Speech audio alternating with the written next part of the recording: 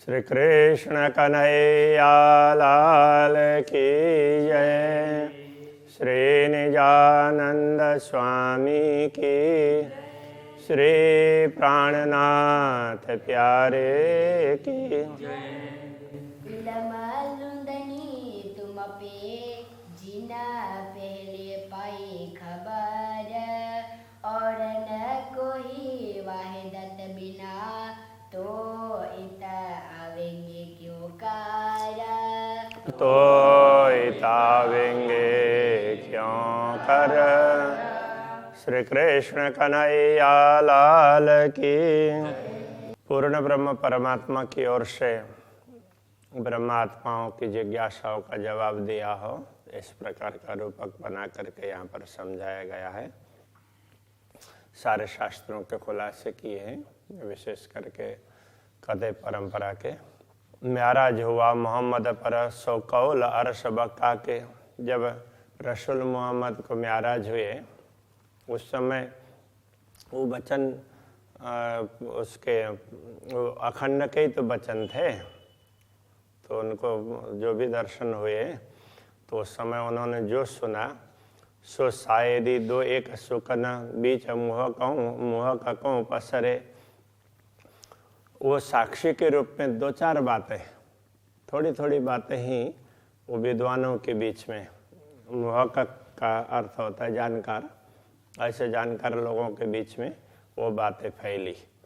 बाकी जो मूल बातें थी वो तो रह गई, वो तो बताई नहीं उन्होंने। तो दो चार बातें उससे संबंधित थोड़ी थोड़ी लोगों तक पहुँची।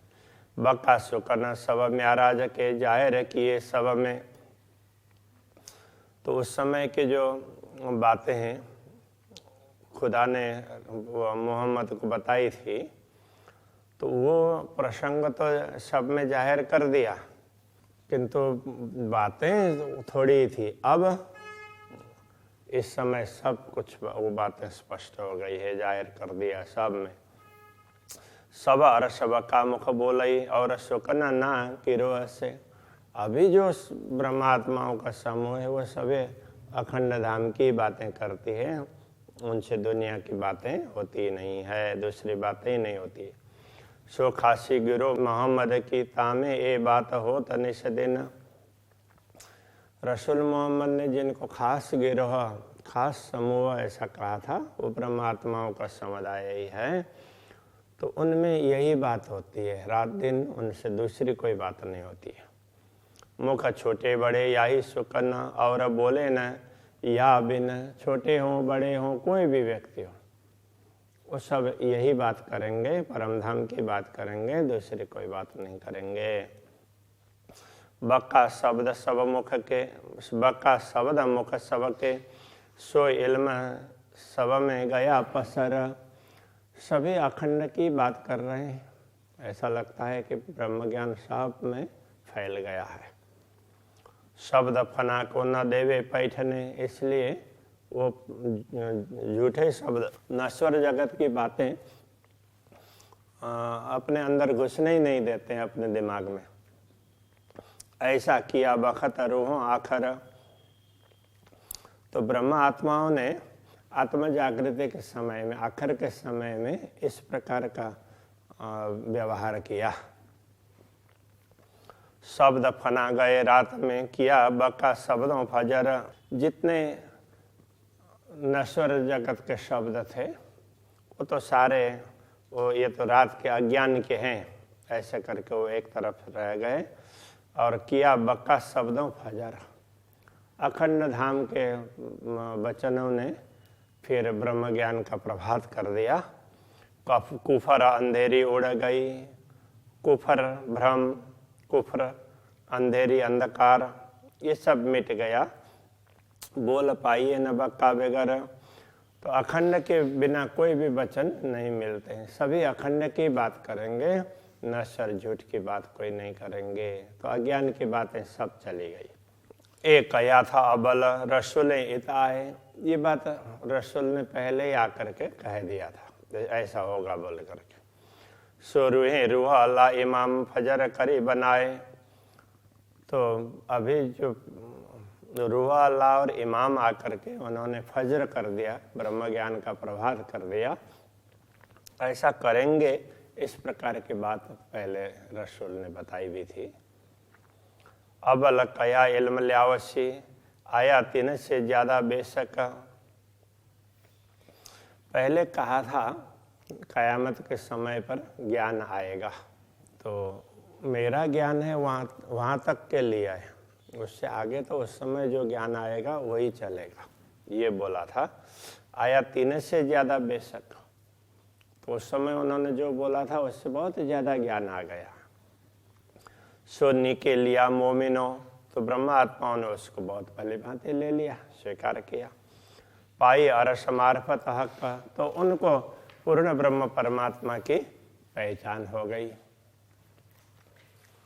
ए इल्म लिए ऐसा होता है, आप बेशक होता है यात। ये ब्रह्म ज्ञान प्राप्त करते हैं तो ऐसी स्थिति हो जाएगी कि स्वयं को अखंड समझने लग जाएंगे। हम तो अविनाशी हैं ऐसा समझने लगेंगे, क्योंकि ज्ञान होने का तात्पर्य यही है कि हमें स्वयं का बोध हो, मैं तो आत्मा हूँ, मैं अविनाशी हूँ, यही होगा। और कायम हुए देखे सबको, पावे दीदार बातो न हक जात। अब सबको, पूरी दुनिया को भी अखंड होते हुए देखेंगे। पावे दीदार बातो न हक जात। हक जात के बातुन कहने का तात्पर्य ब्रह्मात्माओं की गूढ़ बातें, अक्षरातीत आमदनी और ब्रह्मात्माओं के बीच के संबंध की गूढ़ बातें हैं, वो भी प्रकट हुई है, और उनका भी वो बातें भी प्रकट हो गई है, इसलिए उनके भी दर्शन हुए हैं। तो ब्रह्मात्माएं भी प्रकट हुई। अभी तक ब्रह्मात्माओं को किसी ने नहीं देखा था। अक्षरातीत को तो अक्षर ब्रह्म देखते थे, किंतु ब्रह्मात्माओं को किसी ने नहीं देखा था, वो भी जाहिर हो गई है। तो ये ना वो कतेब परंपरा में, कतेब ग्रंथों में इस रीत से कहा है, तो उसी बात को समझा रहे हैं प्राणनाथ जी ज़्यादातर, और उसमें कहीं ना कहीं शास्त्रों की बातें जोड़ करके बता रहे हैं। बाकी वो उन्होंने जिस प्रकार से समझा है उसी प्रकार से उनका स्पष्टीकरण दिया जा रहा है।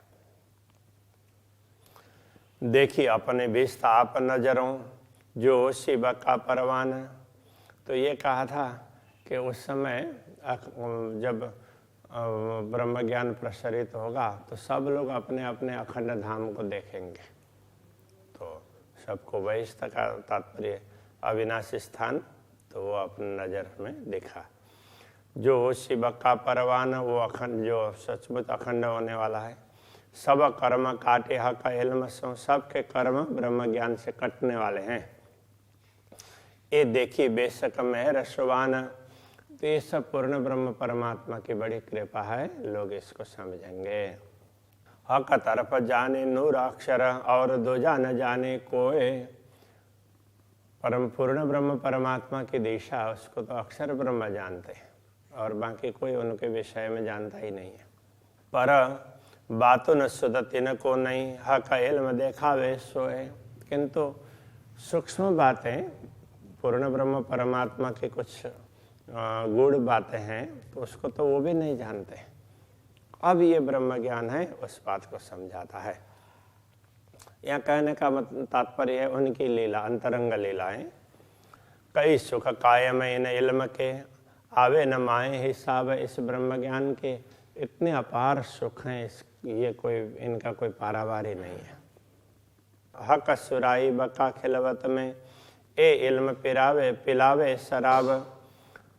तो ये अखंड की सुराई से, तो वो सुराई का मतलब प्रेम का पात्र, तो वो अखंड पात्र है, अक्षय पात्र है, कभी मिटने वाला नहीं। उससे तो वो प्रेम पिलाते रहते हैं, और वो अनुभव, वो समझ ज्ञान ने दिया है। ए इल्म पिलावे शराब, ये ज्ञान ब्रह्म ज्ञान है, ये वो प्रेम सुधा का पान करवा रहा है, इस प्रकार से कह रहे हैं। सो मैं भेजा तुम्हें मोमिनो, देखो पहुंचा इश्क 14 तबक। देखो मैंने तुम लोगों को ये ज्ञान भेजा है, तो ये इल्म है, तो ये मैंने भेजा है, और मैंने अपना प्रेम भी तुम लोगों को समझाया है, तो पूरे 14 लोक में तुम्हारे कारण ये प्रेम फैला है। ऐसा इश्क मेरा तुम सो इनमें जरा पाइए न जरा शक। तो मेरा प्रेम तुम लोगों के साथ में ऐसा है, इसमें कोई संदेह नहीं है। ये बातें उस प्रकार से खुदा ने समझाई है, इस प्रकार रसूल ने थोड़ी थोड़ी बातें बताई थी, उसका स्पष्टीकरण यहाँ पर किया है। यूँ किया वास्ते ईमान के आवे आखर रूहन। ये सब ईमान के लिए किया है, विश्वास के लिए, ताकि आखिर में ब्रह्म आत्माएँ आएँ और वो बताएं, वो समझें और वो सबकी साक्षी दे दें। सो आए हुआ सबों रोशन जाए रबका रस दिन। तो ब्रह्म आत्मा आई तो ब्रह्म ज्ञान दुनिया में फैला, परम धाम का प्रेम भी फैला, सब कुछ दुनिया में प्रकाशित हुआ। तो जाहिर बका रस दिन, अखंड दिन वो जाहिर हुआ। कहने का तात्पर्य अखंड को समझने लगे। अबल से बीच अबल तरफ पाई न बक्का की। सृष्टि के आदिकाल से लेकर के अभी तक कभी अखंड की बात नहीं हुई थी। किसी को भी परमात्मा परमधाम कहाँ है, परमात्मा किधर है, वो पता नहीं था।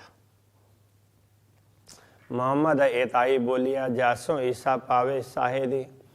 रसूल मोहम्मद ने भी उतना ही कहा जिससे सतगुरु श्री देवचंद्र जी महाराज को साक्षी मिले।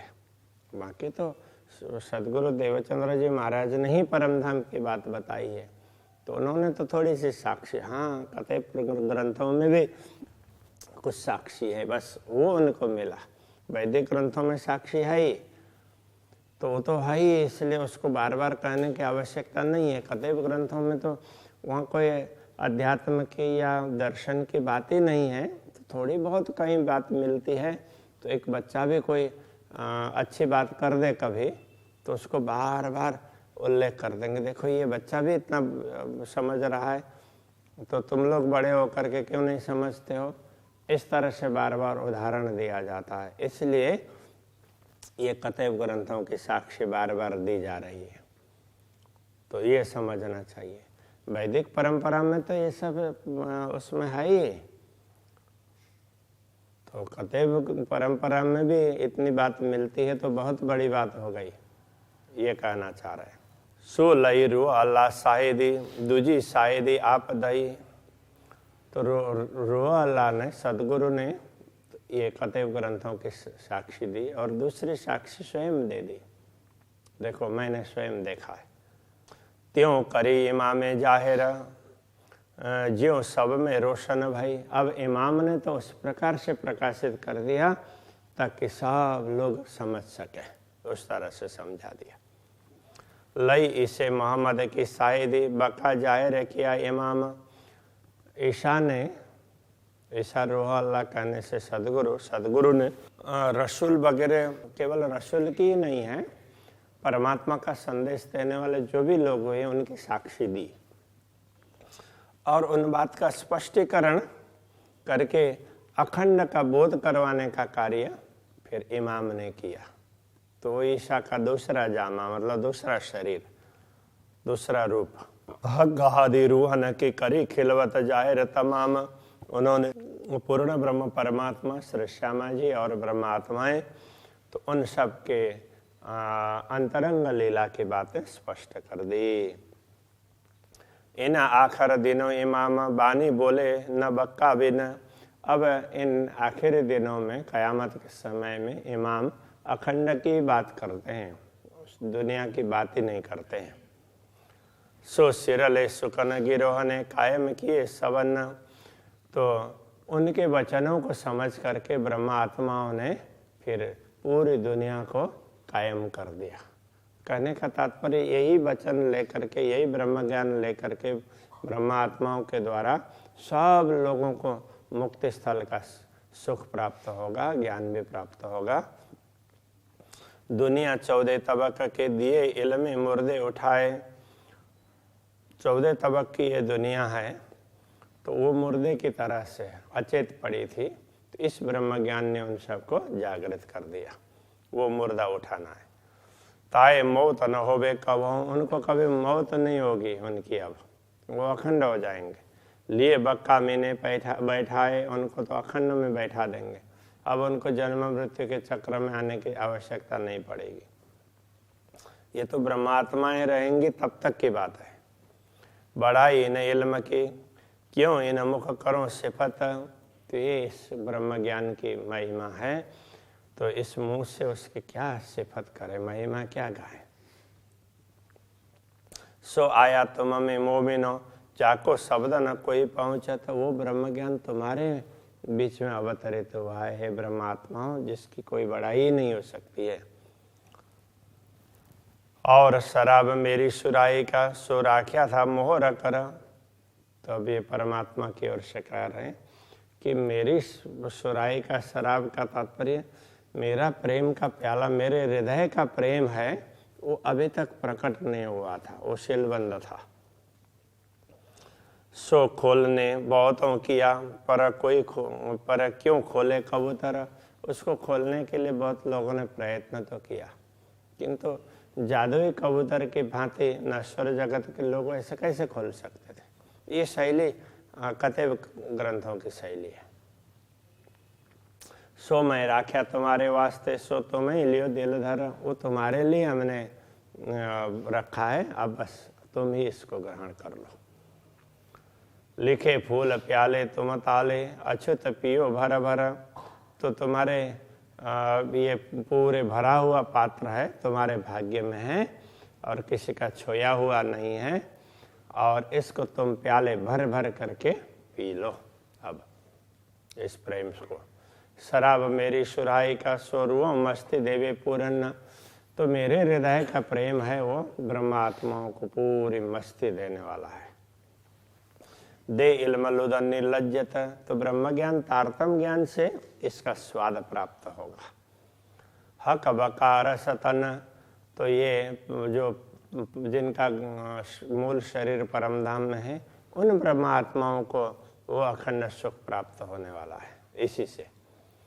बाकी तो ब्रजरास में भी उनको प्रेम तो मिला ही था, तो उनका स्वाद नहीं ले पाए, जो जागनी में ब्रह्म ज्ञान के माध्यम से स्वाद लेंगे, ये कहने का तात्पर्य है। जो बैठे हैं होए पहाड़ ज्यों, सो उड़ाए असराफिले सूर। जो लोग पहाड़ की भांति बैठे हैं, अहंकार लेकर के बैठे हैं, जिनका अहंकार इतना बड़ा है, सो उड़ाए असराफिले सूर। उसके लिए इसराफिल फरिश्ता सुर फूकेगा और सब पहाड़ों को उड़ा देगा कहा है, तो उनका अहंकार इस तरह से चूर होगा। सूरे खोले मगज मसाफ के, हुए जाहिर तजला नूर। तो इसराफिल के सूर ने तो बिगुल का स्वर उससे तो वो सब धर्म ग्रंथों के रहस्य खुल जाएंगे, और नूर तजल्ला अक्षरातीत पूर्ण ब्रह्म परमात्मा प्रकट हुए दिखाई देंगे। तब उड़े काफर होते जो पहाड़ से, हुए मोमिन हो बान चूर। तब जो पहाड़ की भांति ऐसे अहंकार लेकर के बैठे हुए वो परमात्मा की बात न समझने वाले लोग थे, वो सब उड़ गए। हुए मोमिनो बान चूर। वो ब्रह्मात्माओं की वाणी से, वचनों से चूर चूर हो गए। प्रेम की बात होती है तो उस समय फिर ज्ञान का अहंकार इस तरह से मिट जाता है, ये कहने का तात्पर्य है। लगे और बान अर्शहिल में। और दूसरी वाणी परमधाम का ज्ञान, अब उनको भी परमधाम का ज्ञान मिलने से वो बात करने लगे। तीन हुए कायम नूर हजूर। तो उनसे ही अब इसी ब्रह्म ज्ञान के द्वारा वो भी अक्षर ब्रह्म के चरणों में अखंड होंगे। कहने का तात्पर्य अक्षर के नजरों में वो भी अखंड हो जाएंगे। श्री कृष्ण कन्हैया लाल की।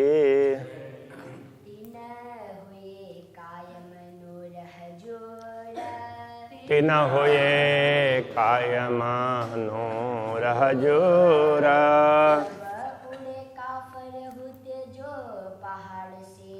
तब उड़े कापर उते जो पहाड़ से हुए मोमिनो बान चोरा हुए मोमिनो बान चोर लगे और बान अरसैल में लगे और बान अरसैल में दिन हुए कायम नूर हजूरा दिन हुए कायम नूर हजूर हुए कायम नूर हजूरा दिन हुए कायम नूर हजूर